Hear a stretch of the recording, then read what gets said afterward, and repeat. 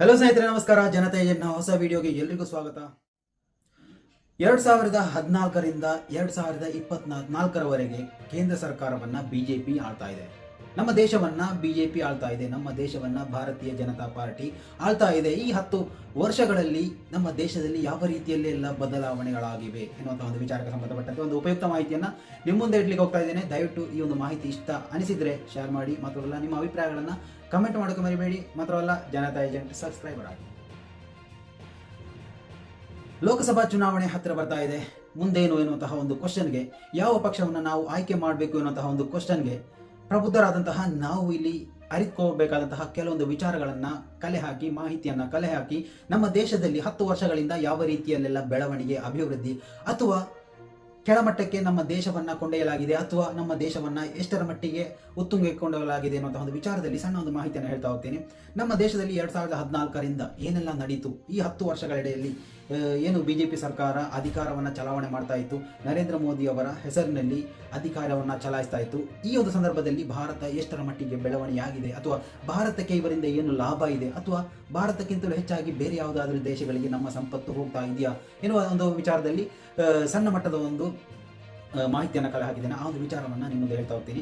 ಕೆಲವೊಂದು ಲೆಕ್ಕಾಚಾರಗಳಿವೆ, ಅದನ್ನು ನೋಡ್ಕೊಂಡು ಬರೋಣ. ಮೊದಲು ಮೋದಿ ಸರ್ಕಾರದ ರಿಪೋರ್ಟ್ ಕಾರ್ಡ್, ಅಂದರೆ ಈ ಒಂದು 10 ವರ್ಷದಲ್ಲಿ ಮೋದಿ ಸರ್ಕಾರ ಅಥವಾ ನರೇಂದ್ರ ಮೋದಿ ಆಡಳಿತದಲ್ಲಿ ಪ್ರಧಾನಿಯ ಆಗಿದ್ದಂತಹ ಆ ಒಂದು ಸಂದರ್ಭದಲ್ಲಿ ಏನೆಲ್ಲ ಮಾಡಿದ್ರು ಅನ್ನುವಂಥ ಒಂದು ವಿಚಾರದಲ್ಲಿ ಆ ಒಂದು ರಿಪೋರ್ಟ್ ಕಾರ್ಡನ್ನು ಓದ್ತಾ ಹೋಗ್ತೀನಿ. ದಯವಿಟ್ಟು ಕೊನೆಯವರೆಗೂ ನೋಡಿ. ಉಪಯುಕ್ತ ಅನಿಸಿದರೆ ಮಾತ್ರ ನೀವು ಶೇರ್ ಮಾಡಿ. ಮಾತ್ರವಲ್ಲ, ನಿಮ್ಮ ಅಭಿಪ್ರಾಯಗಳನ್ನು ಕಮೆಂಟ್ ಮಾಡೋಕೆ ಮರಿಬೇಡಿ.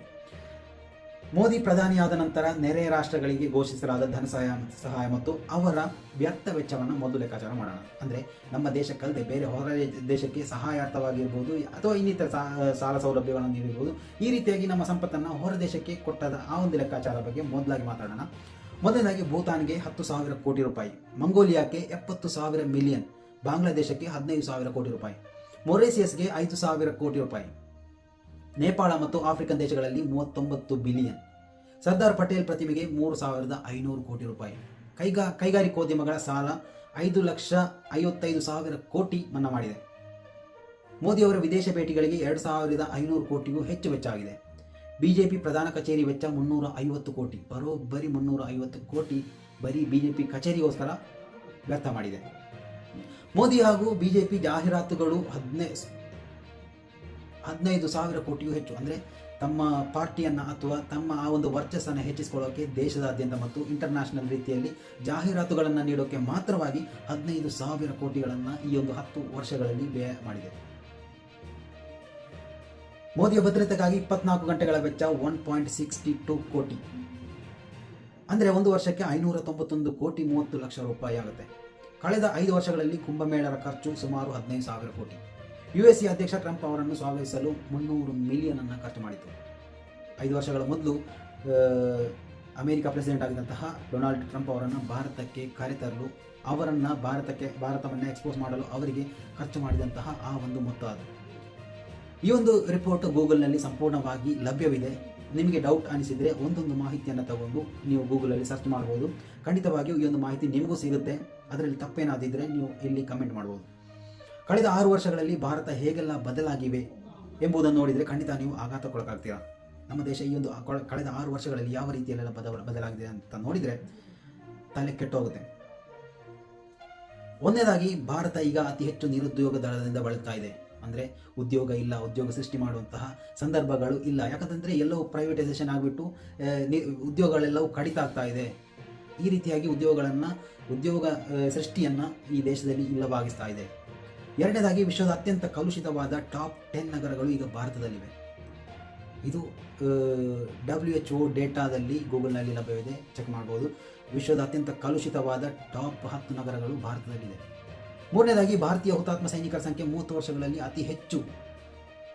ಅಂದರೆ ಈ ಕಳೆದ 30 ವರ್ಷಗಳಲ್ಲಿ ಅತಿ ಹೆಚ್ಚು ಸೈನಿಕರ ಮರಣವು ಈ ಒಂದು 6 ವರ್ಷಗಳಲ್ಲಿ ನಡೆದಿದೆ. ಭಾರತವು ಈಗ 80 ವರ್ಷಗಳಲ್ಲಿ ಅತಿ ಹೆಚ್ಚು ಆದಾಯದ ಅಸಮಾನತೆಯನ್ನು ಹೊಂದಿದೆ. ಈ ಒಂದು ನ್ಯೂಸನ್ನು ಕ್ರೆಡಿಟ್ ನ್ಯೂಸ್ ವರದಿ ಮಾಡಿತ್ತು. 5ನೇದಾಗಿ, ಭಾರತವು ಮಹಿಳೆಯರ ಸ್ಥಿತಿಗತಿಗಳಲ್ಲಿ ವಿಶ್ವದ ಕೆಟ್ಟ ದೇಶವಾಗಿದೆ, ಥಾಮಸ್ ರಾಯ್ಟರ್ಸ್ ಸಮೀಕ್ಷೆಯ ಪ್ರಕಾರ. ಅಂದರೆ ಮಹಿಳೆಯರಿಗೆ ಉಳ್ಕೊಳ್ಳೋಕ್ಕೆ ಸೇಫ್ ಆದಂತಹ ದೇಶ ನಮ್ಮ ದೇಶ ಅಲ್ಲ ಎನ್ನುವಂತಹ ಒಂದು ರಿಪೋರ್ಟನ್ನು ಥಾಮಸ್ ರಾಯ್ಟರ್ಸ್ ಸಮೀಕ್ಷೆಯಲ್ಲಿ ವರದಿ ಮಾಡಲಾಗಿದೆ. ಆರನೇದಾಗಿ ಕಾಶ್ಮೀರಿ ಯುವಕರು ಭಯೋತ್ಪಾದಕ ಸಂಘಟನೆಗಳಿಗೆ ಸೇರುವುದು ಇತ್ತೀಚಿನ ವರ್ಷಗಳಲ್ಲಿ ಅತಿ ಹೆಚ್ಚಾಗ್ತಾ ಇದೆ ಭಾರತೀಯ ಸೇನೆ ಅಂಕಿಅಂಶಗಳ ಪ್ರಕಾರ. ಅಂದರೆ ಇದು ಭಾರತೀಯ ಸೇನೆಯ ಅಂಕಿಅಂಶಗಳ ಪ್ರಕಾರನೇ ಕಾಶ್ಮೀರಿ ಯುವಕರು ಭಯೋತ್ಪಾದಕ ಕೃತ್ಯಗಳಲ್ಲಿ ತೊಡಗ್ತಾ ಇರುವುದು ಹೆಚ್ಚಾಗ್ತಾ ಇದೆ. ಈಗ ಭಾರತೀಯ ರೈತರು ಕಳೆದ 18 ವರ್ಷಗಳಲ್ಲಿ ತಮ್ಮ ಉತ್ಪನ್ನಗಳಿಗೆ ಅತ್ಯಂತ ಕಳಪೆ ಬೆಲೆಯನ್ನು ಪಡಿತಾ ಇದ್ದಾರೆ. ಕಳೆದ 18 ವರ್ಷಗಳಲ್ಲಿಯೇ ಮೊದಲನೇದಾಗಿ ರೈತರು ತಮ್ಮ ಬೆಳೀತಾ ಇರುವಂತಹ ಉತ್ಪನ್ನಗಳಿಗೆ ಅತಿ ಕಳಪೆ ಮಟ್ಟದ ಬೆಲೆಯನ್ನು ಗಳಿಸ್ಕೊತಾ ಇದ್ದಾರೆ ಅನ್ನುವಂತಹ ಒಂದು ವಿಚಾರ ವರದಿಯಾಗ್ತಾ ಇದೆ. ಎರಡನೇದಾಗಿ ಮೋದಿ ಪ್ರಧಾನಿ ಆದ ನಂತರ ಅತಿ ಹೆಚ್ಚು ಗೋವಿಗೆ ಸಂಬಂಧಿತ ಹಿಂಸಾಚಾರ ಮತ್ತು ದಾಖಲೆ ಸಜ್ಜುಗೊಳಿಸುವ ಘಟನೆಗಳು ನಡೆದಿವೆ. ಇದು ಭಾರತದ ಖರ್ಚು ಡೇಟಾದಲ್ಲಿ ಉಲ್ಲೇಖಿತವಾಗಿದೆ.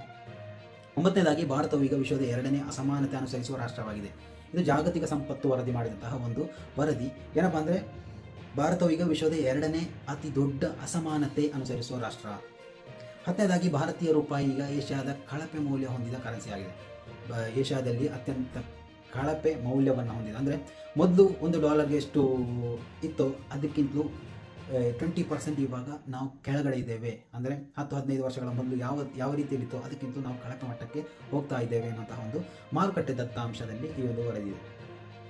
ಪರಿಸರ ಸಂರಕ್ಷಣೆಯಲ್ಲಿ ಭಾರತವು ವಿಶ್ವದ 3ನೇ ಕೆಟ್ಟ ದೇಶವಾಗಿದೆ. ಅಂದರೆ ನಾವು ಪರಿಸರವನ್ನು ಸಂರಕ್ಷಣೆ ಮಾಡೋದ್ರಲ್ಲಿ ಇಡೀ ವರ್ಲ್ಡ್ನಲ್ಲಿ ವಿಶ್ವದ 3ನೇ ಕೆಟ್ಟ ದೇಶ ಭಾರತ ಅಂತ ಉಲ್ಲೇಖಿಸಲಾಗಿದೆ. 12ನೇದಾಗಿ ವಿದೇಶಿ ಹಣ ಮತ್ತು ಭ್ರಷ್ಟಾಚಾರವನ್ನು ಭಾರತ ಇತಿಹಾಸದಲ್ಲಿ ಮೊದಲ ಬಾರಿಗೆ ಕಾನೂನುಬದ್ಧಗೊಳಿಸಲಾಗಿದೆ. ವಿದೇಶಿ ಹಣ ಮತ್ತು ಭ್ರಷ್ಟಾಚಾರವನ್ನು ಭಾರತದ ಇತಿಹಾಸದಲ್ಲಿ ಮೊದಲ ಬಾರಿಗೆ ಕಾನೂನುಬದ್ಧಗೊಳಿಸಲಾಗಿದೆ. ಅಂದರೆ ಹಣಕಾಸು 2019ರಲ್ಲಿ ದಾಖಲಾದಂತಹ ಹಣಕಾಸು ಮಸೂದೆಯಲ್ಲಿ ಈ ಒಂದು ನೋಟಿದೆ.